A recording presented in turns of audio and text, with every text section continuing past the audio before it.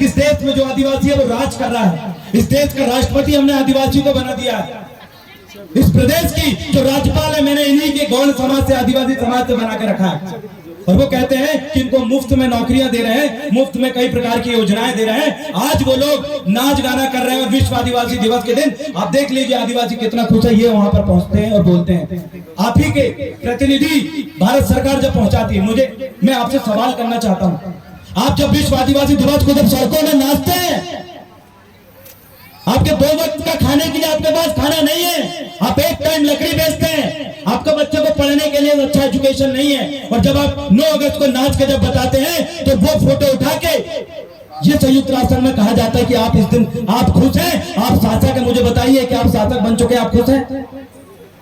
आपकी हालत देखिए, हालत देखिए, आप नीचे से ऊपर तक देखिए। इस देश में राज किसको करना चाहिए था, इस देश में शासन किसको करना चाहिए था, लेकिन आज मूल मालिकों की ये हालत है कि जंगल में उनके हाथ में षड्यंत्र पूर्वक बंदूक थमा दिया गया है। उसके जिम्मेदार कौन है, हमें उस पर भी चर्चा करनी चाहिए।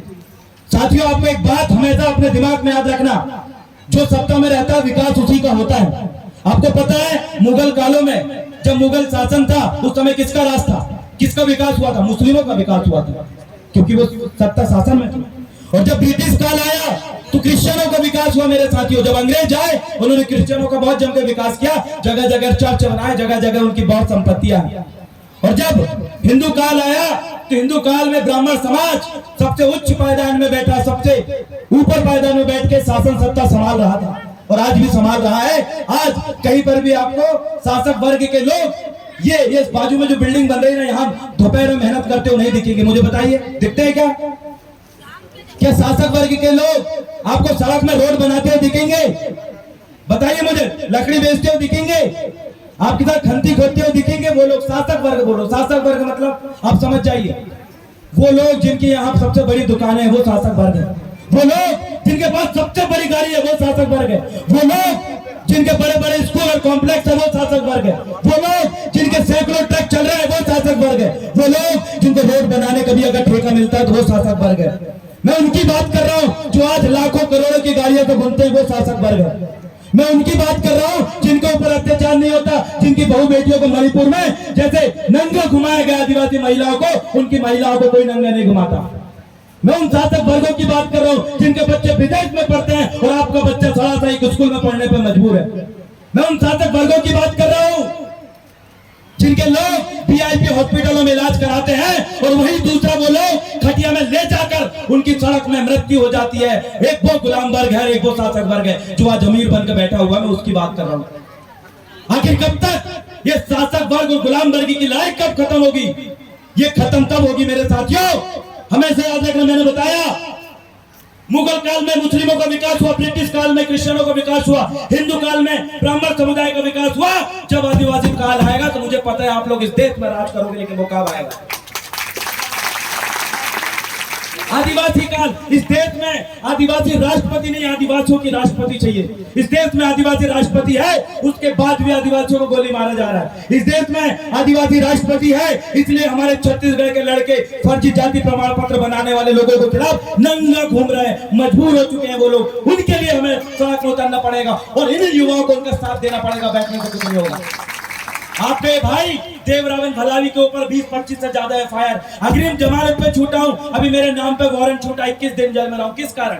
ये समाज अगर आज नहीं जागी, ये बच्चे जो अभी सामने खड़े हैं, ये आज अगर सड़कों में नहीं चल रहे हैं तो ये आने वाले समय में गुलाम हो जाएंगे, क्योंकि अंतिम पीढ़ी को बचाने की ये अंतिम पीढ़ी की लड़ाई है। इसके बाद अगर आपने नहीं लड़ा तो आप गुलाम हो जाओगे मेरे साथियों, इसलिए आपको लड़ना पड़ेगा।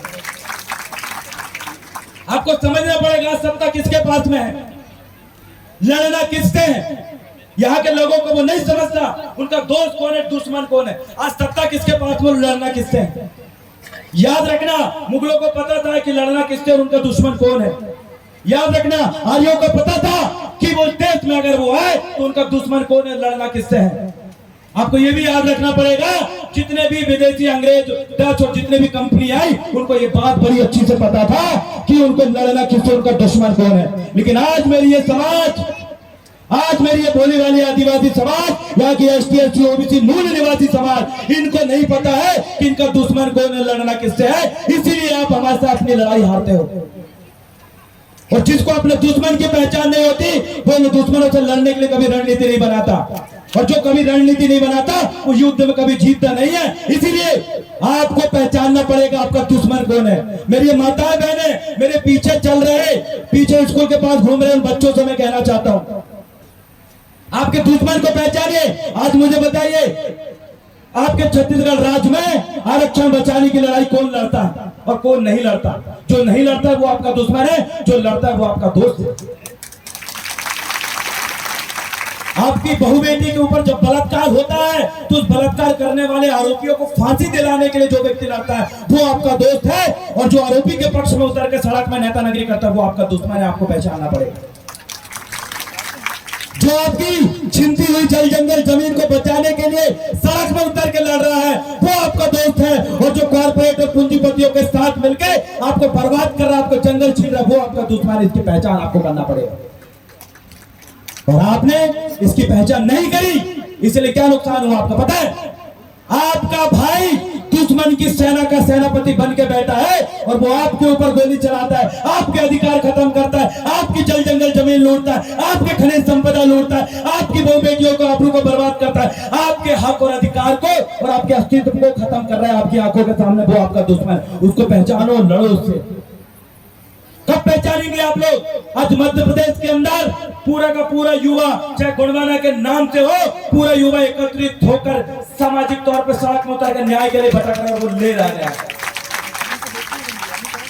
हमारे क्षेत्र में कई ऐसे बड़े लोग हैं जिनके सामने हमारे लोग चप्पल उतार के चलने पे मजबूर थे, जिनके सामने कुर्सी में नहीं बैठ पाते थे, जिनके सामने वो बैठ के खाना नहीं खा सकते थे, जिनके सामने पीला गमछा नहीं डाल सकते थे।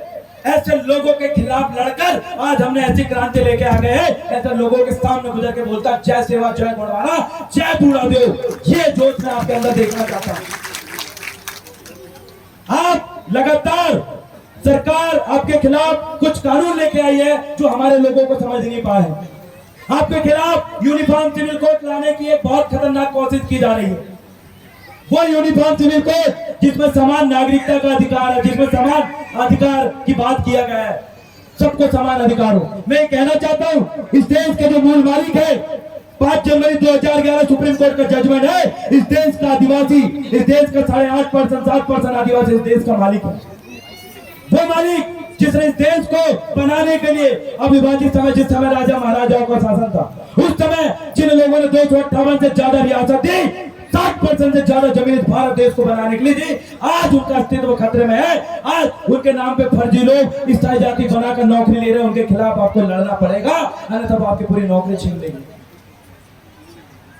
समस्त मातृशक्ति पितृशक्तियों को मैं कहना चाहता हूं, हमेशा याद रखिएगा, हमारी समाज मक्कार नहीं है, मुर्दा नहीं है, बेवकूफ भी नहीं है। आज आपके हालात है, चाहे आप गरीबी में हो, अशिक्षा में हो, तो आपकी हालात आपकी वजह से नहीं है, ये हमारे जैसे नेतृत्वकर्ताओं की वजह से है। अगर हम लोग ढंग से काम कर लेते तो गांव गांव मेरी समाज भी जागती और दूसरी समाज के जैसे राज करना सीखती मेरे साथी। ये हमारी गलती है कि हम आपके गांव तक नहीं पहुंचे, हमारी गलती है कि हमारे पास एक परफेक्ट लीडर नहीं थे, हमारी गलती है कि यहाँ पर युवाओं को हमने शिक्षित, प्रशिक्षित और कैडर नहीं दिया। ये हमारी गलती है कि हमने जब बिगड़ती हुई शिक्षा व्यवस्था पे आवाज नहीं उठाया। ये हमारी गलती है जब संसद और विधानसभा में आपके खिलाफ कानून बन रहा था तो हम लोगों ने उसका विरोध नहीं किया। ये हमारी गलती है, और इस गलती को सुधारने के लिए एक मौका आपको देना पड़ेगा, और आपको इस बात को दिमाग में बैठा के रखना पड़ेगा कि जो लोग आज आपके सामने बैठे हुए हैं, आपके अधिकार के लिए लड़ रहे हैं, इन लोगों को अपने गांव में बुलाकर इनके साथ बैठक और चर्चा करनी पड़ेगी, तब जाके एक मजबूत समाज में आपकी गिनती होगी। अन्यथा आपका अस्तित्व ये लोग खत्म कर देंगे और नाम का आदिवासी देश में बचेगा। आज हमें उसको बचाने की लड़ाई क्या है। आज आदिवासी क्या है? आदिवासी आज आदिवासी के देखते ही लोग कहते हैं यह शिक्षित है, ये बनवादी है, जंगल में रहता है। आपको देखते ही, आपकी माताओं बहनों को देखते ही कहते हैं कि ये लोग तो आदिवासी है, बेगा, इससे दूर रहो। अरे इस देश के मालिकों से ऐसे बर्ताव किया जा रहा है। आज टाइगर प्रोजेक्ट बनाया जा रहा है टाइगरों को बचाने के लिए। जंगलों को बचाने के लिए वन अभ्यारण्य बनाया जा रहा है, लेकिन इस देश में आदिवासियों को बचाने के लिए कुछ नहीं बनाया जा रहा है। उल्टा उनका जल जंगल जमीन छीन को उनको खत्म किया जा रहा है। इस देश में टाइगर सुरक्षित है, जंगल सुरक्षा कानून बन चुका है, लेकिन इस देश के मूल मालिक आदिवासियों को बचाने के लिए और आपके अस्तित्व को बचाने के लिए कई कानून क्यों नहीं बनता, उल्टा आपको खत्म करने के लिए बनता है। इसके खिलाफ आपको लड़ना है। और अगली बात मैं आपसे कहना चाहता हूं कि जहां बारिश ना हो वहां की फसलें खराब हो जाती है। जहां बारिश ना हो वहां की फसलें खराब हो जाती है। और जिस घरों में हमारे महान पुरुषों के फोटो ना हो, विचार ना हो, उस घर की नस्लें खराब हो जाती है। और मुझे ऐसा लगता है कि हमारी कई नस्लें खराब हो चुकी है क्योंकि इनको आदिवासियत के बारे में जानकारी नहीं है। हमारे बच्चे जिनको ये पता नहीं है, एक मुसलमान बच्चा जब पैदा होता है तो उसका पिता उसकी माता कहती है कि जा मस्जिद जा और अपनी उर्दू भाषा में अपनी संस्कृति का अध्ययन कर, नमाज पढ़ना सीख। एक ब्राह्मण बच्चा जब पैदा होता है तो उसके पिताजी पूरा वेद शास्त्रों का ज्ञान उसको दे देते हैं। उसको पता होता है कि यही मेरी पहचान है, इसको मुझे जिंदा रखना है। एक क्रिश्चियन बच्चा जब पैदा होता है तो उसको बाइबल का पूरा पाठ बचपन से ही उसकी माँ पढ़ाती है। एक सरदार बच्चे जब पैदा होता है तो गुरुद्वारे में ले जाके उनके लोगों से मिलाते हुए कहते हैं देख बेटा ये तेरा पुरखा, इसके सामने तुझे माथा नवाना है। लेकिन एक आदिवासी बच्चा पैदा होता है तो आप क्या विचार उसके अंदर देते हैं, ये अपने आप से प्रश्न करिए। आज सभी समाज अपनी संस्कृति को बचा लिए हैं, आज सभी समाज ने अपने कल्चर को बचा के रखे हैं, लेकिन आपके कल्चर को आपके सामने खत्म किया जा रहा है और आप कुछ नहीं कर पा रहे हैं। सुबह मेरी डॉक्टर धुर्वे सर से चर्चा हो रही थी और भी साथी आए थे, उनसे मेरी चर्चा हो रही। उनसे मैंने पूछा कि आपके गांव में जो गांव की शक्तियां हैं उनके बारे में कि उनको कौन कौन पूछते हैं। तो उन्होंने बताया हमारे गांव में बुढ़ाल बहन है, बूढ़ी दाई है और भी बहुत सारे बहन शक्तियां हैं। इनको यहाँ के ST SC OBC समाज भर पूछती है। मैंने उनसे पूछा कि बाकी समाज क्यों नहीं पूछती, तो उन्होंने कहा कि वो सर नहीं झुकाते। मैंने फिर से प्रश्न किया कि क्यों नहीं झुकाते, उन्होंने इसका कोई जवाब नहीं दिया और उनको पता भी नहीं है, क्योंकि आपको सोचने की जो शक्ति है वो भी उन्होंने खत्म कर चुके हैं। आखिर आपके बाप दादाओं के सामने दूसरे लोग जो ST SC OBC से बाहर के वो लोग सर क्यों नहीं झुकाते, क्योंकि उनको पता है कि ये आपका बाप दादा है, आपका पुरखा है। वो पहचानते हैं कि आपका पुरखा कौन है और उनका पुरखा कौन है। लेकिन एक यहाँ की भोली भाली ST SC OBC समाज को ही नहीं पता है कि उसका पुरखा, उसका बाप दादा कौन है, दूसरे का बाप दादा कौन है। इतने नादान बन चुके हैं आज आप। उस नादानियत से बाहर निकालने के लिए मैंने एक क्रांति शुरू किया है और मुझे विश्वास है, इस बात को समझिए, आज आपके गांव की पैन शक्तियों को, देवधामियों को खत्म करके बाहर की नए नए देव शक्तियों को लाके आपके गांव में विराजमान किया जा रहा है। और आपकी वो शक्तियां जो आज से कई पीढ़ी पहले आपके बाप दादाओं ने स्थापित किया था, उनके ऊपर आज कुत्ता सूसू करके जाता है। लेकिन जो आज की आई हुई नई देवी शक्तियों को स्थापना करके उनके लिए मंदिर बना देंगे, लेकिन आपके पुरखाओं के लिए कोई मंदिर नहीं बना रहा है। आज भी विवादित स्थान में जंगल में पड़ा है, उसकी सुरक्षा कौन करेगा? अपनी पैन शक्तियों के स्थान की सुरक्षा आपको करना पड़ेगा, क्योंकि वो लोग जो आपको अपना दुश्मन मानते हैं वो आपके अधिकार को भी खत्म कर रहे हैं, वो आपकी संस्कृति को भी खत्म कर रहे हैं और वो आपके बच्चों को नशा की आदत में डाल के आपके बच्चों को भी खत्म कर रहे हैं। और आप आंख में आंख डाल के सिर्फ देख रहे हैं, कुछ नहीं कर रहे हैं। और उसी को आपको करना पड़ेगा, क्योंकि मेरे जैसे सैकड़ों युवा आएंगे, बोलेंगे और निकल जाएंगे, लेकिन यहाँ पर निर्भर करता है। मेरा ये मानना है, जो यहाँ आपका दुश्मन बैठा हुआ, मुझे बताइए, मैं पूछा यहाँ पर 400 से ज्यादा गांव है कबरदा में, राइट?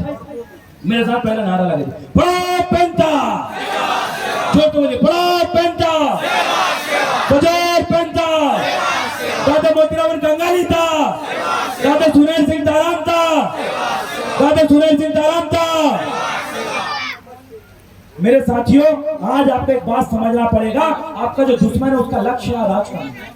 उसका लक्ष्य बन चुका है राज करना, लेकिन आपका लक्ष्य क्या है?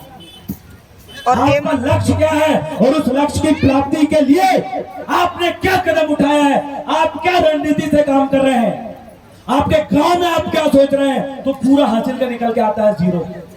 जब ये हासिल का जीरो निकल के आएगा तो आपका विकास होगा या विनाश, ये आपको ही पता है साथियों। आपका सिर्फ और सिर्फ विनाश हो रहा है इतने सालों से।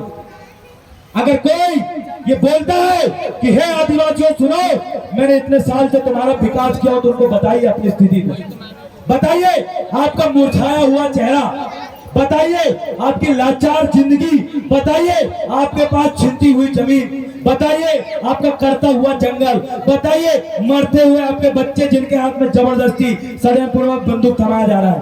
ये आपका विकास है? आपको समझना पड़ेगा।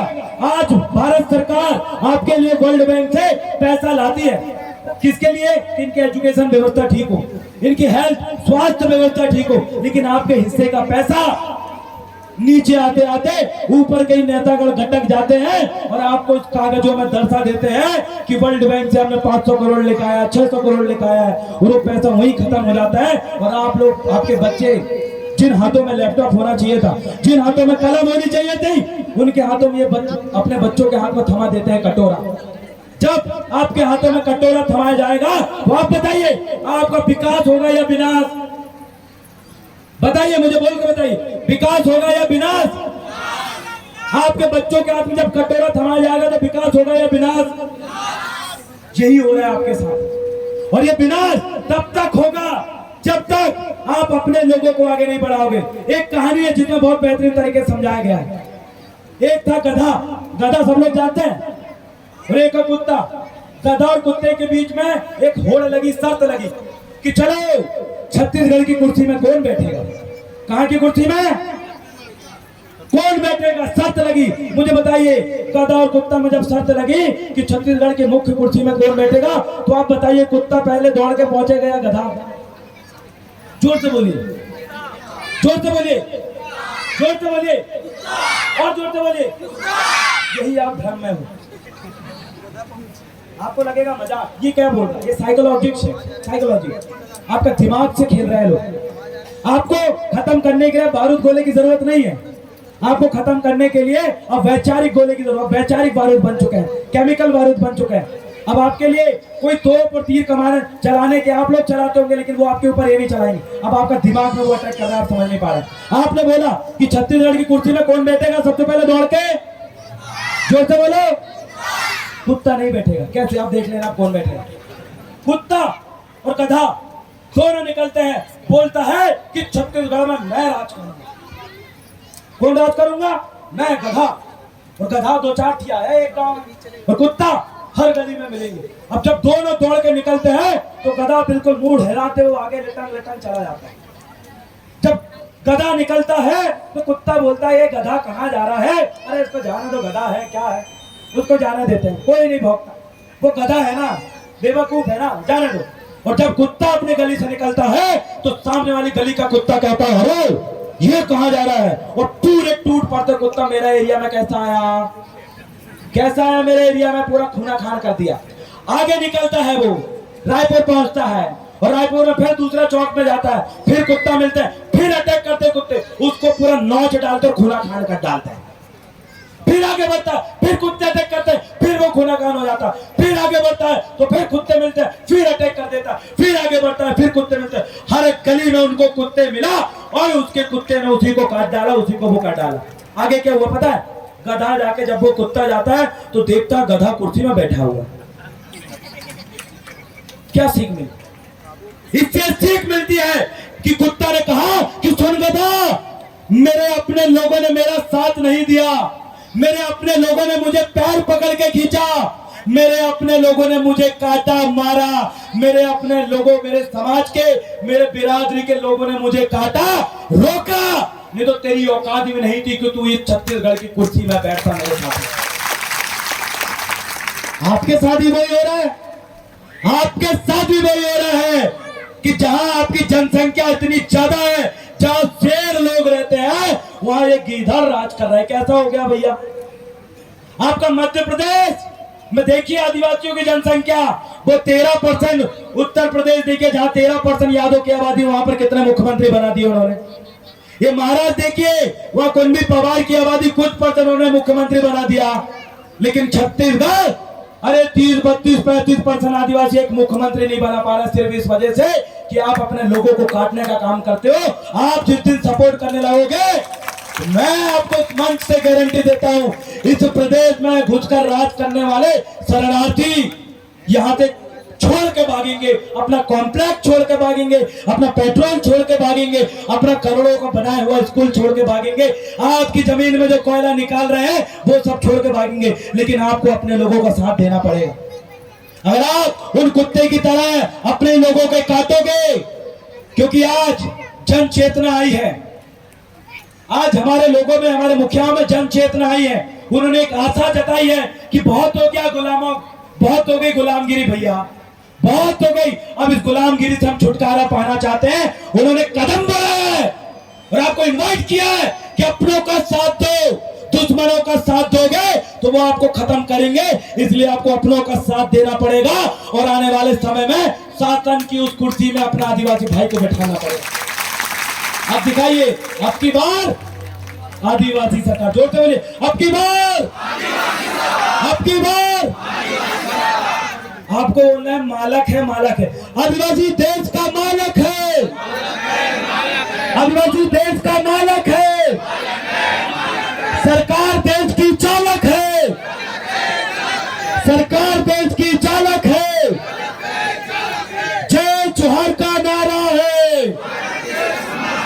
जिनका ये भारत देश है, आप लोगों से मैं पुनः अपील करता हूं, इस बार हमारी सरकार, अब 3 चीज याद रखना, मैं आपको 3 चीज का मूल मंत्र दे रहा हूं। एक है मान सम्मान, एक है दान, दूसरा है सम्मान और तीसरा है मतदान। आप गुलाम क्या हो पता है आपको? आप गुलाम इसलिए हो, मैं गुलाम किसको बोलता हूं? मेरे को साथी जिन्होंने बैनर जारी किया था, जिस समाज के ऊपर, गुलाम की परिभाषा क्या है मेरे हिसाब से, जिस समाज के ऊपर अन्याय, अत्याचार, शोषण, भ्रष्टाचार, महिलाओं का बलात्कार, जमीन छीन रही है, उनको शोषण हो रहा है, वो समाज जिसके ऊपर अन्याय, अत्याचार, शोषण, भ्रष्टाचार होता है, उस समाज को गुलाम समाज कहते हैं। और जिस समाज के ऊपर ये शोषण, भ्रष्टाचार का कोई असर नहीं पड़ता, उसको शासक समाज कहते हैं। और आपको क्या बनना है? क्या बनना है? आपको अगर शासक बनना है तो 3 चीज मेरी याद रखिए, मैं लिख के दे रहा हूं आपको कि आने वाले समय में आपका यहाँ पर राज होगा। और आदिवासियों का जहां राज होता है वहां किसी का अपमान नहीं होता। याद रखना, ये 60% जमीनों में हमने कई गैर समुदायों का सम्मान पूर्वक जीने दिया, रहने दिया। वो 3 चीज क्या है? पहली क्या बोला मैंने? दान। गैर लोगों को दान 1 रुपया मत देना। दान उसी को देना जो तुम्हारी समाज के लिए मरने और लड़ने को तैयार है।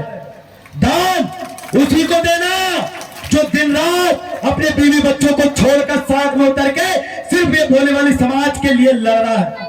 दान उसको देना जिसके अंदर दर्द है कि उसकी माता फटे कपड़े में उसके सामने बैठी है, उसको देना। दान उसको देना जो यहाँ के पूंजीपतियों को उखाड़ने की बात करता है, उसको आपको दान देना पड़ेगा। लेकिन अभी तक आपने दान अपने दुश्मनों को दिया। आपने सांप को दूध पिलाया और जब सांप दूध पी के बड़ा हुआ तो तुमको ही डसा। दूसरी चीज है, दान के बाद है सम्मान। आपने क्या किया? आपने दूसरों को अति से ज्यादा सम्मान दिया। पहले पुरखा कहते थे कि अपने चूल्हों के किनारे दूसरे को, बाहर के लोगों को मत बैठाना बेटा, बाहर के लोग चूल्हों के आगे ना आए। और आपने क्या किया? गैर लोगों को इतना सम्मान दे दिया, आपके वो चूल्हों के पास चले गए और आपकी माताओं बहनों का शरीर को नोच रहे हैं, बलात्कार कर रहे हैं। ये आपने सम्मान दिया ऐसे लोगों को। जिस दिन आप ऐसे लोगों से दूर हो जाओगे, जिस दिन ऐसे लोगों को सम्मान देना बंद कर दोगे, अपने लोगों का सम्मान दो। जो बुजुर्ग यहाँ पर दूर से आए उसको सम्मान दो। जो अधिकारी अपनी नौकरी को एक बहुत बड़ा संकट में डाल के तुम्हारे लिए लड़ रहा है, उसको सम्मान दो। वो पंडा पुजारी, वो धर्म परिषद के लोग जो आपके लिए लड़ रहे हैं, उनको सम्मान दो। वो असली हक है उनको सम्मान का, तब जाके आप इस देश के शासक बनोगे। लास्ट चीज दान, मतदान। और लास्ट क्या है? सॉरी, दान, सम्मान और मतदान। मतदान आपने गैरों को किया। मतदान का मतलब क्या होता है? मत मतलब अपनी बुद्धि, मत मतलब अपना फैसला लेने का, निर्णय लेने की क्षमता। उस मत को आपने क्या कर दिया? दान कर दिया। जोर से बोलो, क्या कर दिया?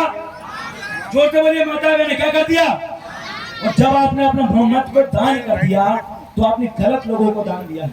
हमेशा याद रखना, वोट और बेटी ये हमेशा इज्जतदार, सम्मान और जिनकी समाज में इज्जत है ऐसे लोगों को दी जाती है। लेकिन आपने बेटी जैसा मतदान को, जैसा बेटी के लिए आप रिश्ता छान छान के ढूंढते हैं। क्यों? लड़का पीता तो नहीं है, उसके पास 2 वक्त का खाना खिलाने के लिए पैसा है कि नहीं? आप जो सोच समझ के बेटी देते हो उतनी सोच समझ के आपको वोट भी देना है। जब आपने मतदान सही लोगों को, इज्जतदार लोगों को आप दोगे, तब जाके आपके लोग शासक बनेंगे। अन्यथा शासक बन पाएंगे क्या? शासक बन पाएंगे क्या? शासक बन पाएंगे क्या? नहीं बनेंगे। इसलिए आप इस बात को समझिए, आपकी लड़ाई जो लोग नहीं लड़ते उनके संगठन का, उनकी पार्टी का गमछा भी अपने गले में अगर आप डालते हो तो आपके लिए वो दुश्मन है, आपके लिए वो दुश्मन है। जब मैं जेल गया तो मेरे खिलाफ बजरंग दल के लोग सड़क में उतर गए। मैं उनको बोला कि भैया आप आदिवासियों के लिए लड़ो, हम आपके साथ जुड़ेंगे। लेकिन बोले नहीं, तुम बोले जो एट्रोसिटी एक्ट है उसको बचाने के लिए सड़क में उतरे। मैंने को कहा भैया जो एट्रोसिटी एक्ट तुम्हें पसंद नहीं है, बोले नहीं इसको खत्म करो। अच्छा, फिर मैं उतरा, भोपाल में गया एक मंच में अधिकारी कर्मचारियों के साथ, वहां पर मैंने आरक्षण बचाओ आंदोलन किया। फिर वो मेरे खिलाफ सड़क में उतर गए। मैंने ये बोला कि भैया हमारे लोग तुम्हारे साथ जुड़े हैं, आज तुम्हारे पीछे 70% आबादी खड़ी है वो यही आदिवासी समाज की है, और तुम उन्हीं के अधिकारों के खिलाफ बोल रहे हो। याद रखना, जिस दिन वो 70% लोग अगर जाग गए तो तुम्हारी खटिया खड़ी बिस्तर गोल हो जाएगी, यहाँ बैठने की जगह भी नहीं मिलेगी। ये हमने उनको धमकी दी, हमने जगाया। यहाँ के युवाओं को भी जगाना चाहता हूँ, क्योंकि जिधर जवानी जाती है उधर जमाना जाता है। ये दादा हीरा सिंह मरकाम हमेशा कहते गए हैं। दादा कहते थे जिनका रहेगा राजा उसी का बजेगा बाजा। आपके बीच में राजा साहब बैठे हुए। हमारे छिंदवाड़ा में भी, मैं देवगढ़ परिक्षेत्र से हूँ, मेरा जो घर है राजघराना था वो अमूदागढ़ है। सिवनी में जो कान्हा नेशनल पार्क बना वहां पर हमारा पूरा घर खत्म हो गया। मैं अमूदागढ़ का भलावी गोत्रा का वंशज हूँ। और हमारे छिंदवाड़ा में देवगढ़ है राजा जाटवा साहब धुरवा, उन्हीं के परिवार से जिन्होंने नागपुर बसाया, वक्त बुलंद साहब विके हैं। उन्हीं के परिवार से जिन्होंने भोपाल शहर बचाया, भोपाल साहब सल्लाम है। उन्हीं के संबंध में जुड़े हुए लोग जिन्होंने जबलपुर, मंडला और बाबनगढ़ और 57 परगना में राज किया 1750 साल, वो मरावी राजा भी हमारे क्षेत्र के हैं। और आपका भी जो संबंध है बाबनगढ़ 57 परगना से, आज आप देखिए आपके बाबनगढ़ और 57 परगना में हमारे पुरखों ने जिनको जमीन सौंपी, जंगल सौंपी, आज मुझे बताइए किसके पास कितना धन दौलत है? ये छत्तीसगढ़ का आप 70 साल पुराना इतिहास निकाल लो, पूरा का पूरा जमीन आदिवासी के नाम पे निकलेगा। राज कौन कर रहा है?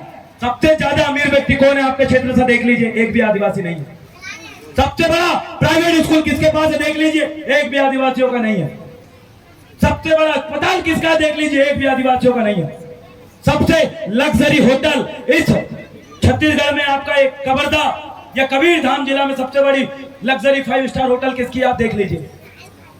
इस कवर्धा में सबसे महंगी गाड़ी से कौन घूमता? आप देख लीजिए। इस कवर्धा के कौन लोग हैं जो अपने बच्चों को विदेश में पढ़ाता है? आप देख लीजिए। इस कवर्धा में सबसे ज्यादा जिसका बड़ा घर है, देख लीजिए किसका है? अधिकतर वो लोग मिलेंगे जो आदिवासी यहाँ के हैं नहीं। वो लोग हैं जिनका यहाँ से कोई वास्ता नहीं है, जिनका कोई इतिहास नहीं है, वो लोग राज कर रहे हैं। क्यों? आपकी वजह से। क्यों? हमारे सम्मानीय राजा को इस बारे में सोचना चाहिए। आपके लिए प्रश्न चिन्ह है। हमने छिंदवाड़ा में राजा कमलेश शाह जी जागीरदार, उनके लगभग अभी मेरे साथ में आए बहुत सारे वरिष्ठ अधिकारी कर्मचारीगण, श्री राम धुर्वे जी है, महेश युनाती जी है, और भी हमारे साथ आए राकेश भाई है, तुलसी धुर्वे जी है, श्याम धुर्वे जी है। इन्होंने हमारे राजा की लगभग 120 या 150 एकड़ जमीनों में किसी दूसरे का कब्जा था। ये वो उस जगह एंट्री करे और राजा को उस जमीन का सही इस्तेमाल करना, हमारे जो प्रॉपर्टी डीलर उन्होंने बताया। और राजा ने खुश होकर उनको बहुत सारी जमीन भी दिया और बोला जाओ समाज के लिए यहाँ पर ट्रेनिंग सेंटर बनाओ, क्योंकि ये समाज जब सीखेगी, प्रशिक्षित होगी, तो यही समाज हमारी तरह राज करेगी। आपको भी ये कदम उठाना पड़ेगा। आज ये समाज भोली वाली इसलिए है क्योंकि ये सोचती नहीं है, क्योंकि ना बिकने वाली समाज विचारों से खड़ी होती है। और जब ना बिकने वाली समाज, आपको अगर अपने समाज में ना बिकने वाले अगर नेता चाहिए, आप बार बार बोलते हो हमारा ये नेता बिक गया, ना बिकने वाला अगर आपको नेता चाहिए तो उससे पहले आपको ना बिकने वाली समाज बनाना पड़ेगा। जिस दिन ना बिकने वाली समाज अगर खड़ी हो गई तो याद रखना वो तुम्हारा नेता बिक जाएगा, लेकिन ये समाज अपने स्थान से ट्रांसफॉर्मेशन नहीं होगी और बोलेगी कि तुम दलाल हो सकते हो, हम दलाल नहीं हो सकते। वो समाज आपको खड़ा करना है। इस देश के मूल मालिकों से मैं बोल रहा हूं, 193 देशों में राज करने वाले मूल मालिकों से मैं बोल रहा हूं कि जो जिस विश्व आदिवासी दिवस को आप मना रहे हो, आप कसम खाओ कि अपने दुश्मन की सेनापति आप नहीं बनोगे। कसम खाओ अपने दुश्मन का झंडा और गले में गमछा आप नहीं डालोगे। कसम खाओ कि अपने समाज के लिए लड़ने वाले लोगों के लिए आप अपनी जान न्यौछावर करोगे, क्योंकि ये क्रांति खून मांगती है, बलिदान मांगती है, तब जाके आप इस देश के राजा बनोगे। अन्यथा आपके पास अभी यहाँ कितने लोग हैं जिनके पास 100 एकड़ जमीन? हाथ ऊपर करो सामने वाले, हाथ ऊपर करो जिसके पास 100 एकड़ जमीन है। इक्का दुक्का लोग भी नहीं दिख रहे। 100 एकड़ जमीन है? नहीं है। हालत इतना गंभीर है। मैंने क्या बताया? क्या सड़क में काम करते हो आपको कौन दिखता है? आदिवासी। कौन दिखता है? जोर से बोलिए, कौन दिखता है? दूसरे क्या बड़ी मजदूरी करते हो आपको कौन दिखता है? दूसरे क्या बिल्डिंग बनाते हो आपको कौन दिखता है? सड़क में काम करते हो कौन दिखता है? हमारी करते हो आपको कौन दिखता है? लकड़ी बेचते हो आपको कौन दिखता है? ये आपकी समाज की हालत है। यहाँ और भी समाज बैठी हुई है, उस समाज का अपना एक सम्मान, एक सोशल स्टेटस है, सामाजिक स्टेटस है। जब उस समाज के घर में कोई कार्यक्रम होता है, शादी होता है, तो लोग छाती तान के जाते हैं और बढ़िया भोजन करते हैं और एक समाज को देखते हैं, बोले वाह आप फलाने अधिकारी, आप फलाने व्यापारी, आपके पास इतना एकड़ जमीन, आप फलाने की जगह के विधायक, आप फलाने जगह के सांसद, बड़ी बड़ी बातें चलती है। लेकिन जब इस देश के मालिकों के घर में जब शादी होती है, तो वहां पर जब मेरी समाज का व्यक्ति जाता है, एक उस कोना में दारू पी कर पड़ा रहता है, एक कॉलर पकड़ के एक दूसरे को दाई माँ की गाली देता है, एक वहां एक डिस्पोजल में दारू मिला के पीते हुए दिखता है। आपकी समाज की ये स्थिति बची है। मुझे बड़ा दुख होता है कि मेरी समाज के वरिष्ठ लोग ये सारी चीजें देखते हैं, और वो अधिकारी जो अपने घर में टीवी और बीवी में खुश रहते हैं, लेकिन उनके समाज के लोग भिखारी की हालत में काम कर रहे हैं, उनको भी ब्याज जगाने के लिए आया हूं मेरे साथी। टीवी और बीवी में अगर आप आज खुश रहोगे तो सबसे पहले आपके बच्चे गुलाम बनेंगे। आने वाले समय में मशीनों का युग आ रहा है, मशीनों से सारा काम कर लेंगे। जब आपके बच्चों के पास कोई रोजगार नहीं बचेगा तो ये गरीब जो आदिवासी आपको दिख रहा है, ये वही जंगल में जाके अपना पेट भर लेंगे, ये दूसरी जगह काम करते हुए पेट भर लेंगे। लेकिन मुझे सवाल है अपने वरिष्ठ जनों से, जो अपने बच्चों को आंदोलन में नहीं उतारते, उनके बच्चों को ना रोजगार बनता, न खंती खोदते बनता, नहीं वो अपने पीठ में बोरी ढो सकते। तो सबसे पहले गुलाम कोई बनेगा तो अधिकारी कर्मचारियों को बच्चे बनेंगे। इसलिए अपने बच्चों को लड़ना सिखाइए, अपने बच्चों को बताइए कि समाज के लिए देखो जागना पड़ेगा। अगर नहीं जागा तो अंतिम पीढ़ी को बचाने की, अंतिम पीढ़ी की अंतिम लड़ाई है, इसके बाद कुछ नहीं बचने वाला। इसलिए आपको इस बात को समझना पड़ेगा। अगली चीजें मैं आपसे कहना चाहूंगा, आपको जो नौकरी मिली है वो है प्रतिनिधित्व के कारण मिली है, और प्रतिनिधित्व पुरखों द्वारा चलाए गए आंदोलन का प्रोडक्ट है। आपके पास आज जो जंगल में कैसे बचा है? आपके बाप दादा, हमारे बाप दादा बिरसा मुंडा, कुमराम बीबू, बाबूराव सडमा के गुंडादुर, इन लोगों ने अंग्रेजों से लड़े तब जाके जंगल बचा। इन लोगों ने अंग्रेजों से लड़े तब जाके तुम्हारे लिए आरक्षण बना 1935 के संविधान में। इन लोगों ने उस समय लड़े तब जाके भूमि संपादन अधिनियम बना जमीन बचाने के लिए। इन लोगों ने उस समय लड़ा तब जाके आपको सभी प्रकार के टैक्स से मुक्ति अंग्रेजों ने दी थी। आज जिन पुरखों ने अपने खून सींच के, अपना बलिदान देके, अपनी गर्दन कटा के, अपने आप को कुर्बान करके जिन अधिकारों को और जल जंगल जमीन और खनिज संपदा को दिए, आज उन्होंने तो बचाने के लिए लड़े तो आपको बचा के दे दिए, लेकिन आप तो आज बचा भी नहीं पा रहे हैं। उन्होंने आपके पास सौंपा कि तुम्हारा काम है खनिज संपदा बचाना, लेकिन तुम बचा भी नहीं पा रहे हो, सिर्फ उधर उजड़ता जा रहा है। यहाँ अडानी आता है, अडानी आके पूरे जंगल को काटता है, उन जंगलों को, जिन जंगलों को सींच के अपने बाप दादा और पुरखों की तरह हमारे लोगों ने बड़ा किया है, जिन जंगलों की सुरक्षा करते हुए हमारे नन्हे मुन्ने बच्चों ने अपने बलिदान दिया है, आज उन जंगलों को उजाड़ा जा रहा है। उसके लिए कौन बोलेगा? उसके लिए आवाज कौन उठाएगा? मेरी समाज, आपको आवाज उठाना पड़ेगा। आपको बोलना पड़ेगा और आपका अपना एक पहचान है। आज 4 बार मैं दिल्ली में जंतर मंतर में आदिवासियों की संस्कृति बचे इस हेतु मैंने आंदोलन किया 4 बार। उसमें हम लोगों ने कहा कि भाई जो आदिवासी लोग हैं वो इंडिजिनस पीपल है। इंडिजिनस पीपल मतलब वो ओरिजिनल नस्ल, देसी मक्का, देसी ज्वार, देसी कुटकी आपने देखे होंगे, ये देसी है। इसमें मिलावट है क्या? मिलावट है क्या?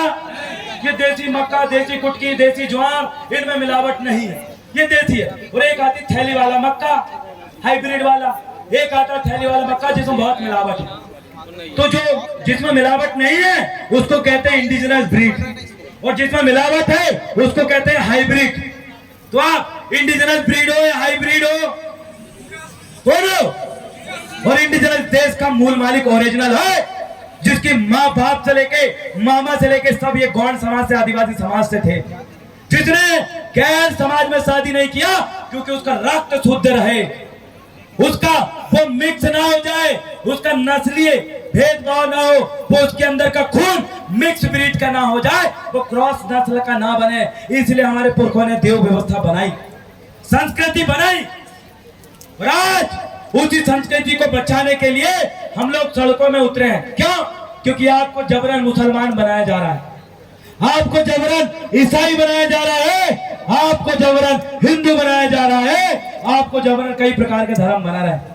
मैं तो पूछता हूँ भैया, मेरा नाम है देव रावण भलावी, मेरा गढ़ है अमूदागढ़, बताओ मुसलमानों से, ईसाइयों से और ब्राह्मणों से पूछता हूँ, बताओ मेरा अमूदागढ़ के बारे में तुम क्या जानते हो?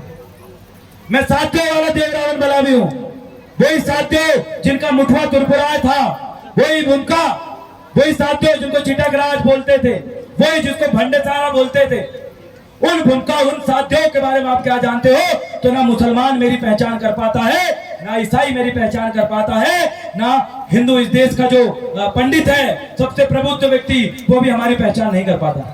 मैं उससे पूछता हूँ कि जो मेरा बाना है वो नाग बाना है, मैं जिस वंश का हूँ वो नाग वंशी है, मेरा जो पेड़ है वो भिलवा का पेड़ है, मेरा जो बेल है वो सिंघाड़ा बेल है, और मैं जिस पक्षी की पूजा करता हूँ उसको नीलकंठ पक्षी कहते हैं, और जिस जंगली जीव की रक्षा की जिम्मेदारी मेरे पुरखों ने दिया है उसको हम से ही कहते हैं। बताओ इनके बारे में तुम क्या जानते हो? वो भी नहीं जानते। हमारे मध्य प्रदेश में हर गांव में मुठवा बाबा मिलता है, हमारे मध्य प्रदेश में हर गांव में खंडेरा पेड़ मिलता है, जिसमें हम रावण गोंगो करते हैं, रावण पूजा करते हैं।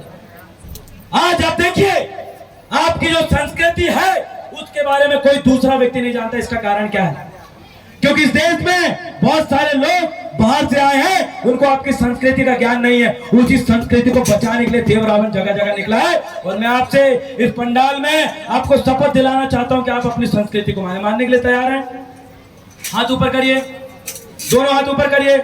आपके बाजू में कौन सी नदी, नाम बताओ, कोई नदी का नाम बताओ जोर से।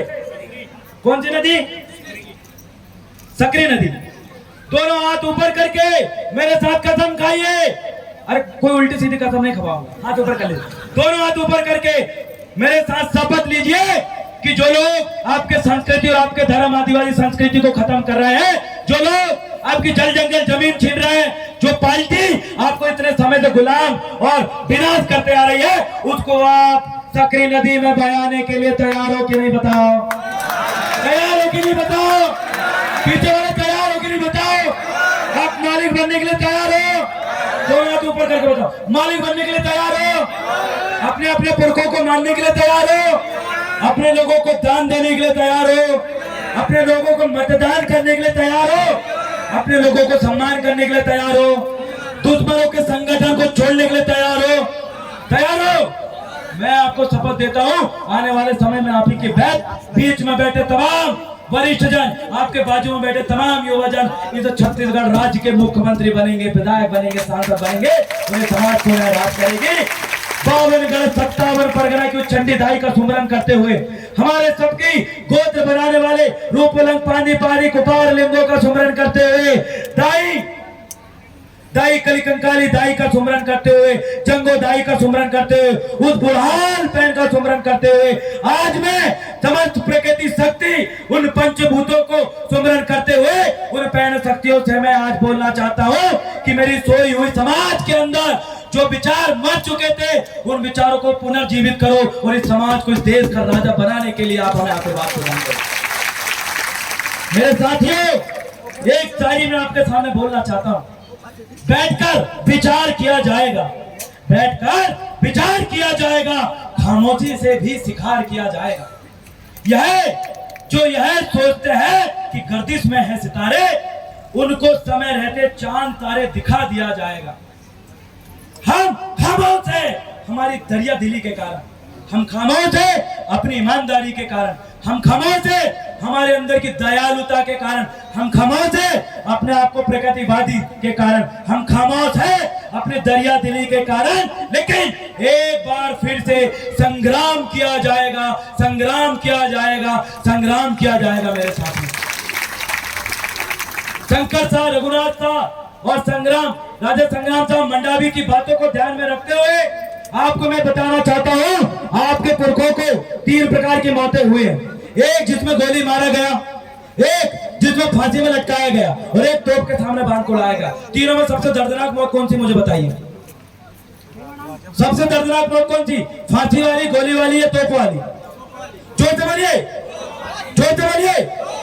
तोप वाली। आपको पता तोप के सामने बांध के किसको उड़ाया गया था? किसको उड़ाया गया था? वीर नारायण को उड़ाया गया था, शंकर साहब रघुनाथ साहब को उड़ाया गया था। मुझे बताइए, आपकी छत्तीसगढ़ की किताबों में क्या आपके बाप दादाओं का इतिहास मिलता है? मिलता है क्या?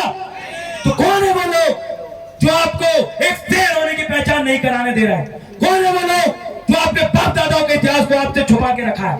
कौन है वो लोग जो आपको जागने नहीं दे रहा है? कौन है वो लोग जो इस देश में सबसे क्रूर तरीके से जिसके शरीर को तोप के सामने बांध के ब्लास्ट कर दिया गया और शरीर के चिथड़े चिथड़े बुथड़े उड़ के पूरे गली शहर में बगर गए, उस महान पुरुष की आत्मा आज भी चिल्लाते हुए उस आदिवासी समाज से बोल रही है कि हमें न्याय दिलाओ, बोल रही है हमारी शहादत का सम्मान करो, बोल रही है अपने जिले में हमारी स्मृति बनाओ और हमारी कुर्बानी को याद रखो और दुश्मनों को अपने शहर से खदेड़ो। लेकिन आप लोग नहीं कर पा रहे हैं।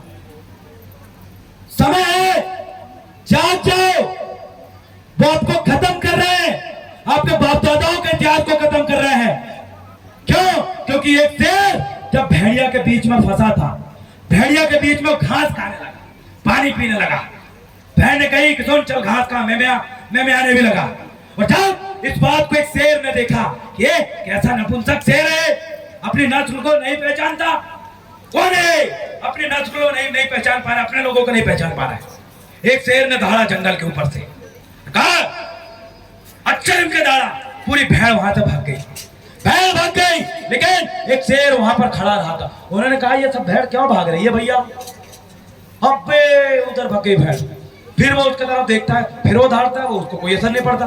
जब वो पानी में देखता है और जब शेर को देखता है, बोलता है ये तो मेरी तरह दिखता है, तो ऐसा कैसे चिल्ला सकता है? तो याद रखो, उस शेर ने जब दहाड़ा, ऊपर वाला शेर भी भाग गया। मेरे साथियों, क्यों? आप भी वैसे भेड़ों के बीच में फंसे हुए हो। आपकी भी वैसे ही भेड़ों की तरह पहचान बनाई गई है, गरीबों वाली पहचान बनाई गई है, गुलामों वाली पहचान बनाई गई है, नक्सलियों वाली पहचान बनाई गई है, माओवादियों वाली पहचान बनाई गई है, फर्जी आदिवासी वाली पहचान बनाई गई है। आप जागो, ये देव रावण बना भी एक शेर छिंदवाड़ा जिला मध्य प्रदेश देवगढ़ का उस 52 की धरती से आया है और बोलता है जागो मेरे भाइयों, भगवान भेड़ों को धारो और अपनी पहचान करो। तुम भेड़ नहीं हो, तुम इस देश के शासक हो। जिस दिन तुम धाड़ने लगे, जिस दिन तुम राजनीति में उतर गए, उस दिन से कई भेड़ एक बार धाड़ने से फटते तक भागेंगे और उनका नाम और निशान यहाँ पर नहीं दिखेगा। अपनी पहचान करने के लिए तैयार हो, पहचान करने के लिए तैयार हो। छत्तीसगढ़ में मणिपुर में आपकी माताओं बहनों को नंगा घुमाया गया, नंगा घुमाया गया, वीडियो बनाया गया। आपके भाइयों को वहां पर गर्दन काट के टांग दिया गया। 10 साल के बच्चों को बलात्कार करके उनके प्राइवेट पार्ट में लकड़ी डाल दी गई। आपके भाइयों को गोली मारा जा रहा है। कौन कर रहा है ये सब? सरकार क्यों नहीं बोल रही है? उसी मणिपुर की राज्यपाल हमारे गांव के बाजू की अनसुईया उइके दीदी है, वो बोलती है इस देश के गृह मंत्री हमें बोलने नहीं दे रहा है। वो बोलती है मैंने अपने पूरे जीवन में इतना भयंकर अत्याचार अपने लोगों के ऊपर नहीं देखा। तो क्या आपके लोगों को खत्म कर, याद रखिएगा वो मणिपुर में जैसा गोली चलाई गया वैसे ही गोली चलाने की तैयारी आने वाली जो सरकार है वो आपके ऊपर करने वाली है। वहां गोली क्यों चलाई गई थी? क्योंकि फर्जी लोगों को आदिवासी बना दिया था। वहां का जो मैताई समुदाय है उसका आदिवासी संस्कृति से कोई लेना देना नहीं, वो पूर्णतः हिंदू है, वो पूर्णतः आरएसएस की विचारधारा पे चलता है। और वहां का जो आदिवासी है, जो ओरिजिनल आदिवासी है, जो क्रिश्चियन कन्वर्ट नहीं हुआ है, वो मूल संस्कृति आदिवासी संस्कृति को मानता है, जिनकी भाषा और संस्कृति को कोई नहीं जानता। तो वहां की सरकार ने उनको सामान्य कैटेगरी से निकालकर अनुसूचित जनजाति में डाल दिया। और जब दोनों के बीच में झगड़ा शुरू हुआ तो वहां पर गोली चलाई गई। 60,000 AK-47 उस मैताई समाज को दे दी और वो कुकी और नागा समाज को ठोक रहा है सड़कों पे। मैं दिल्ली गया था, 5,000 कुकी और नागा आदिवासी बच्चों से मैंने चर्चा किया, मैंने जानने की कोशिश किया तुम वाकई आदिवासी हो। उन्होंने अपनी पूरी संस्कृति मेरे को बताया, क्योंकि संयुक्त राष्ट्र संघ यूनाइटेड नेशन ऑर्गेनाइजेशन कहता है recite your history and culture and living evidence. आपकी जो पहचान है आपके कल्चर और आपके इतिहास से होगी और आपके जीवित प्रमाण से होगी कि आप इस देश के आदिवासी हो। ये आपकी पहचान है, ये आपका प्रमाण है। लेकिन वही चीज छत्तीसगढ़ में हो रहा है।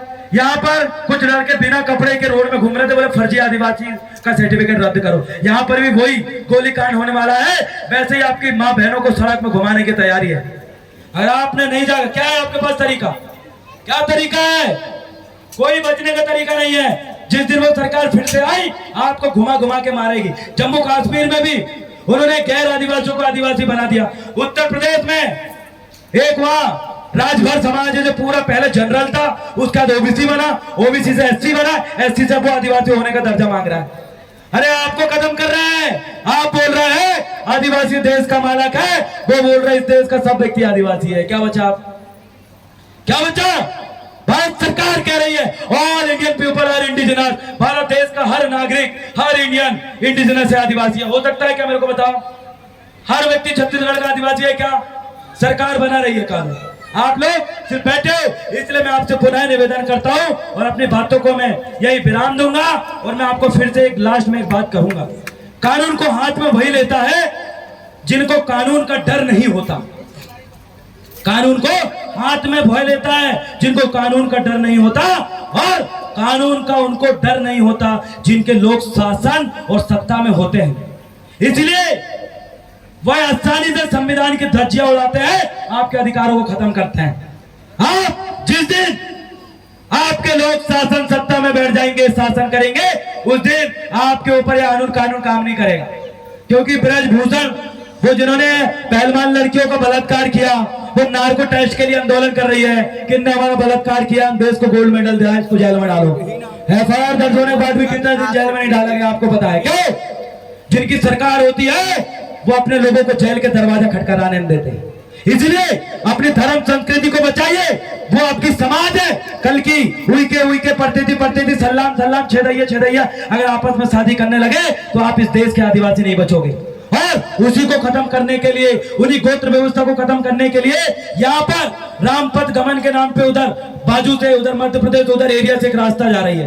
वो कॉरिडोर में हजारों एकड़ आदिवासियों की जमीन जा रही है। हम बोल रहे हैं बनाइए रामपथ गमन यहाँ वो मार्ग, लेकिन सामान्य क्षेत्र से बनाइए जहां आदिवासी नहीं रहता। लेकिन नहीं, उस क्षेत्र में खनिज संपदा है, कोयला है, उस क्षेत्र में अमूल्य चीज भरी हुई है। इसलिए वो लगातार आपकी चीजों को छीनने का काम कर रहे हैं। आप आंख बंद करके बैठे हैं। लेकिन आज के मेरे विचारों से, आज के मेरे भाषणों से आप मेरी बात को समझ गए होंगे। समझे क्या नहीं? तो मेरे साथ नारा लगाइए। मैं बोलूंगा निकलो घर मकानों से, आपको बोलना जंग लड़ो बेईमानों से। निकलो घर मकानों से। युवा शक्ति है यहाँ पर भाई, हम युवा हैं, हम तो चढ़ जाते हैं हमारे जिस दिन अधिकार का नाम होता है। लेकिन आप सबसे ज्यादा यहाँ शांत हो। मेरे को सर्व आदिवासी समाज के समझ बुद्धिजीवियों ने बताया कि बोले देर आवे तुमने छिंदवाड़ा में विश्व आदिवासी दिवस किया था, 25,000 से ज्यादा लड़के तुम अकेले ने इकट्ठा कर लिया था। लेकिन हमारे यहाँ का युवा तो सामने ही नहीं आ रहा। हमारे यहाँ बुजुर्गों को आगे नहीं करते, उनको कहते हैं आप शांत बैठिए, सिर्फ हमें प्लानिंग बताइए करना क्या है। क्या हमारे पास उम्र है, हमारे पास जोश है, लेकिन आपके पास हौसला और ज्ञान है। उस ज्ञान को हम इंप्लीमेंट करेंगे, अमल करेंगे। आपके मकसद को, आपके लक्ष्य को कोई पूरा करने के लिए अगर आगे बढ़ेगा तो ये देव रावण भला भी जैसे लोग आगे बढ़ने के लिए तैयार हैं। इसलिए मेरे साथ बोलिए, निकलो घर मकानों से, अरे निकलो घर मकानों से। अगला, बच्चे बच्चे को सिखाना है, आदिवासियों को बचाना है। आपको बोलना आदिवासी को बचाना है, बच्चे बच्चे को सिखाना है, बच्चे बच्चे को सिखाना है। आदिवासी देश का मालिक है, सरकार देश की चालक है। मदहोश प्रशासन होश में आओ, मदहोश प्रशासन होश में आओ। मेरे साथियों, आज आपके चेहरों पे मैंने वो लाली देख चुका है, आपके चेहरों पे आज मैंने वो जोश देख चुका है, आपके अंदर वो मरे हुए विचारों को मैंने जिंदा होते हुए मैं देख रहा हूं इन आंखों से। मेरी मातृशक्तियों, जागो और जाओ, हर घर में सतरंगी झंडा लहरा दो, हर जुबान से जय सेवा, जय गौंडमाना, जय बूढ़ा देव निकला दो। हर घर के लोग अपने लोगों की पहचान करो, दुश्मन को लात मारो, दुश्मन को वोट मत दो, दुश्मन को सम्मान मत दो, दुश्मन को दान मत दो। और आपके क्षेत्र में दुश्मन अगर राज कर रहा है तो उसको, उन कुत्तों ने जिस तरीके से अपने लोगों को रोका था, तो कुत्तों में एकता जिस दिन हो जाए तो कुत्ता राजा बन जाता। आप तो शेर हो मेरे साथियों, जिस दिन शेरों में एकता होगे तो गीदड़ जाके अपने आप भाग जाएगा। बहुत बहुत धन्यवाद। जय सेवा, जय आदिवासी, जय गोंडवाना, जय दादा हीरा सिंह मरकाम। बहुत बहुत धन्यवाद।